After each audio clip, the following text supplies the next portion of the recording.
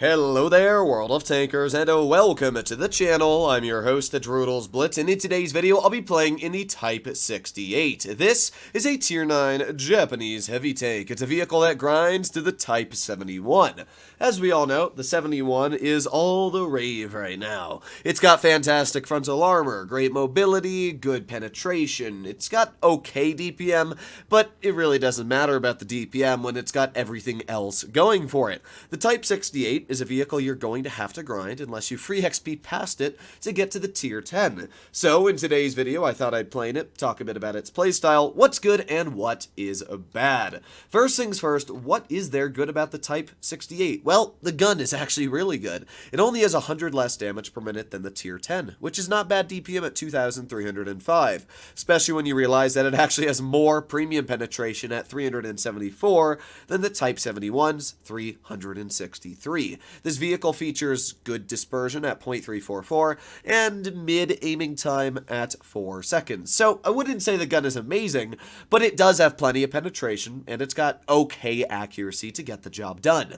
When it comes to mobility, it has a top speed of 40 and a power to weight of 15.6. Now I could be running the mobility module. I'm actually running the gun depression module, giving myself 9 degrees of gun depression, down to the simple fact that I feel like gun depression on this tank can be a bit more effective than using the mobility, because this tank has very poor turret cheeks. The upper plate on the tank is great, the lower plate is quite troll, and the side armor is actually fantastic. It's the turret that is about 225 millimeters thick on the cheeks, which means that you literally just load premium ammo as a tier 8 or a tier 9 or a tier 10 and butter directly through the turret. So I'd rather have that gun depression to try and make that turret armor just a bit more effective, you know, kind of angling it up like this, than poking people on flat ground. But I guess we'll see how that works out. You can see even without the mobility, the tank is still fairly fast, going at a top speed of around 38 kilometers per hour right now on any type of terrain. Alrighty then, let's make our way over towards base A. We can see that somebody on base C is capturing it, so we'll have to keep that in mind, but I'm not too worried as of yet until I get detected. But judging that our Skoda T50 hasn't been spotted up here, I'm not all too worried. So let's cap this base, and oh my god, I actually didn't get it capped, but we did get a nice shell into the enemy object 84. We are going to be spotted for 20 seconds, which is a little bit of a pain, but long live that player, right? I mean, that dude literally got badonkered out of existence. So now we got the 4005 over here. We got hit for 800. Looks like just a bunch of my team slapped him.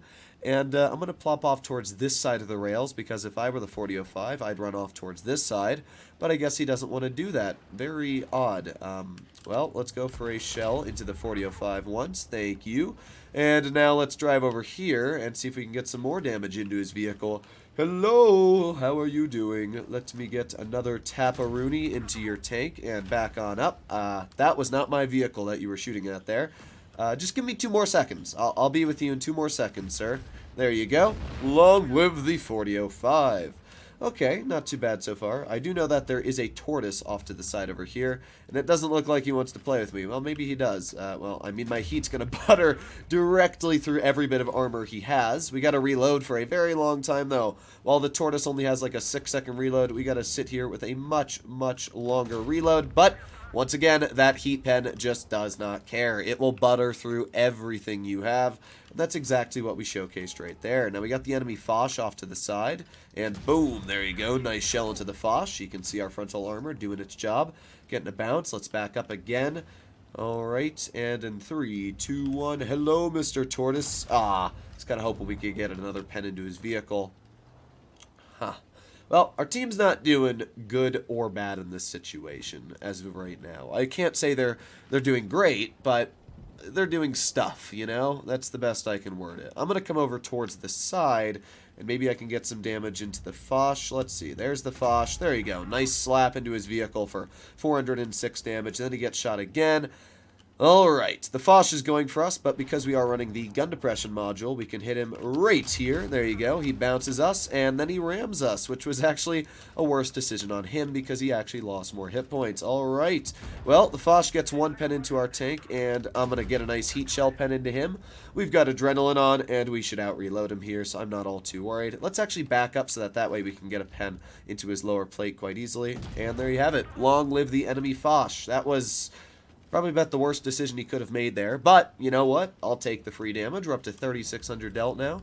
Got the enemy tortoise off to the side. Let's load in a heat shell. Once again, you really can't mess with 374 millimeters of heat pen, and with that, we're up to 4,000 damage dealt. So this first battle was a very good one to showcase the strengths of the Type 71.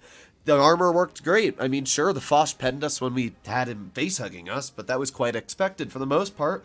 We got some bounces here and there. We penned our shells, and we were able to showcase where the gun on this tank is just like the tier 10. So not bad at all. Let's do one more battle and see how it works out. Here we are. This time we're up against tier 8, which I'm actually quite excited about. We have a Caliban, a Chimera. Those are going to be two nasty vehicles to fight, especially because the Caliban can kind of just sling an HE at me and still probably take off a pretty decent chunk. So I'm going to be careful about the Caliban, but at the same time, we're a tier 9 heavy. We've got gun depression, which is great because obviously, with gun depression, I can just work B-Haul down, and that's exactly what I'm going to do. Spages, K-mate. Oh, sorry. That was a little sad. But, yeah, I'm gonna push towards B and see what we can do here. Now, as you can see, again, mobility is not bad on this vehicle, and I have to say, this is probably one of my favorite-looking tier 9s out there. It looks really nice. It's not my favorite tier 9 on playstyle. I think it's kind of boring, which is the only problem with it. Its turret traverse is really slow, which means that you have to be careful when using it, but at the same time, it's got a lot of good things going for it. So we got a decent amount of spotting out here. We see that the E75 is going towards my right, which is already giving me the idea that I probably want to face towards the other side of the map. Oh boy. Well, we got shot by the Scorpion. This is just one of those games where you get shot because you went to the most important spot. So I'm going to go over here, and we should be a bit better off. There you go. I didn't realize I'd heat loaded, but we still penned it, so it's fine.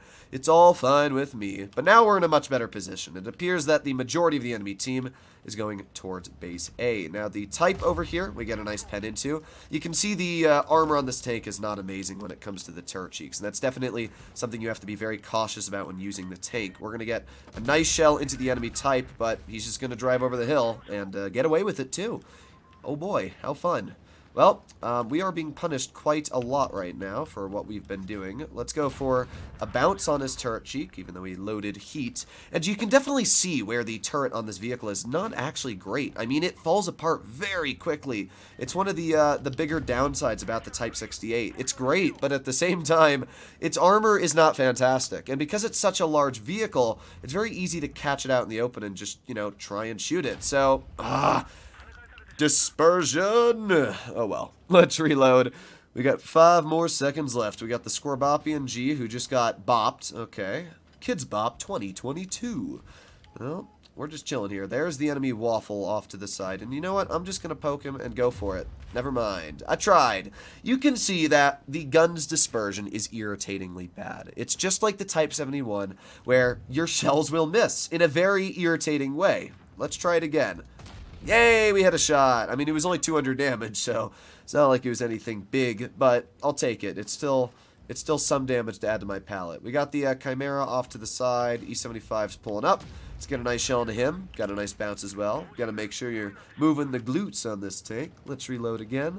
5, 4, 3, 2, 1. All right. Got the Chimera over here. Let's go for a nice pen into his tank. Now, against tier 8s, the armor is obviously very solid on this vehicle. That is something I should point out. So, you can get a nice bounce or two with this vehicle against tier 8s, which is pretty nice in general. We got the E75 off to the side. There you go. Another nice pen. Another nice bounce. We're up to 2,500 damage dealt. I mean, our team's not doing great right now. Our Jagdtiger's a one-shot, which kind of sucks. I got to be careful. But at the same time, their team is also not too healthy. What do I want to do here? Oh, E75's poking again. Let's load on a heat shell. Unfortunately, as you saw, it went just a bit too low. Obviously, when your shells go low, you're not going to pen anything. But, let's see. So we got an AMX AC left. We still got the Scorpion. And I have a feeling this E75 will poke again, which he is, as we can see. He tries shooting my Jagdtiger. I'm keeping an eye right on where that Scorpion poked last, but it looks like he's not going to do it this time. Okay, so what I'm going to do is I'm going to push up. I'm going to go past base B. I'm going to get hull down against the Scorpion and try and get a shell into him. So let's see if that works out. Here we go. Down low, low, low. And now it's going to be a bit more challenging for the Scorpion to do a good job, especially against my teammate. We got the E75 over here. There you go. Nice tap. This guy shoots at me, obviously misses. And at this point, we're doing a lot better. So let's aim it on, well, let's actually not go for the E75. Let's go for the Scorpion. There you go. Long live the Scorpion. And with that, we're just going to reload one more time. 3, a 2, a 1, and this is where that fantastic heat pen would come into play, but he actually angled the take at the last second there, managing to get a bounce. I'm not too worried. I mean, the AMX gets a nice shell in. All we need to do is load it in an HE, and boom, there you go. Pretty good battle overall. 3,000 something damage, which is not bad at all, and able to showcase actually a lot better in that second battle the weaknesses of the tank. Its turret cheeks are very poor. And you notice that. I mean, we got penned multiple times as soon as we tried poking that hill in the turret. So it's definitely not like the Type 71, where it's actually got a very solid turret. You have to be careful when poking with this tank. It's still good. You'll still get bounces, but definitely a lot more cautious. Overall, a pretty good battle. 3,200 damage dealt. And, yeah, this is the Type 68. It's a really fun Tier 9. It's definitely not my favorite, but it's a vehicle that I will definitely play time to time.